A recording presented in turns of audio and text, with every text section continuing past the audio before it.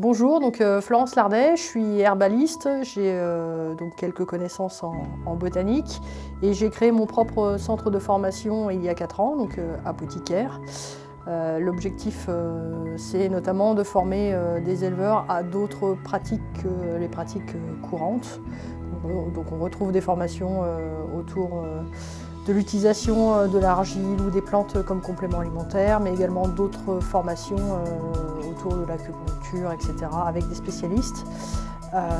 Mais ce sont des formations 100% en présentiel, donc qui n'ont rien à voir avec le type de formation que vous allez suivre ici. J'ai également été conseillère agricole pendant près de 20 ans dans différents organismes agricoles, Chambre Agriculture, GDS, FRGDS.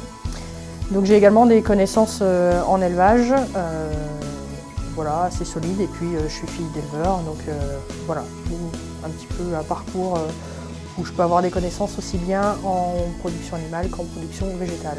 Au cours de cette formation, nous allons aborder différents modules, notamment les différents aliments que vous pouvez rencontrer en élevage, surtout leur composition, déjà les différents types de fourrage que vous pouvez avoir, les différences entre un foin, un ensilage, un enrubanage par exemple.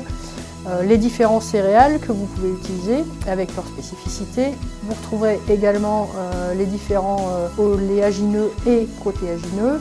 Et puis on ira ensuite sur tout ce qui est aliments simples, aliments du commerce, plus complexes, etc. et leurs différences au niveau de l'assimilation. Dans un deuxième module, on verra tout ce qui est digestion chez les ruminants.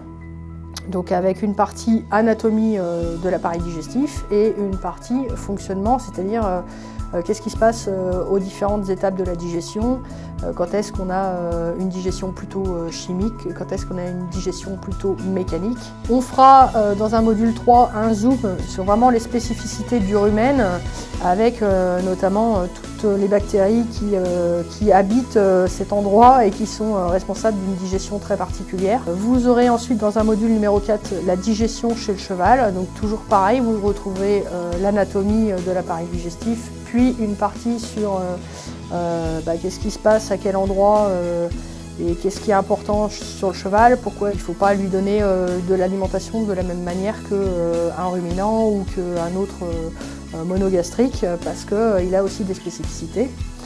On verra ensuite la digestion chez le lapin avec notamment les phénomènes de sécotrophie qui est propre à cette espèce. Dans un module numéro 6, on verra la digestion chez le porc, puis en module 7, la digestion chez les volailles. Et ensuite, nous aurons un module numéro 8 sur la croissance et le développement. Donc, quelle est la différence entre croissance et développement? Comment est-ce qu'on mesure la croissance et le développement? Un petit point sur la qualité des carcasses et puis également sur ce que c'est que le GMQ ou l'indice de consommation et à quoi ça sert, comment on le calcule, etc. Et puis on terminera avec un module numéro 9 sur tout ce qui est reproduction et sélection des animaux d'élevage.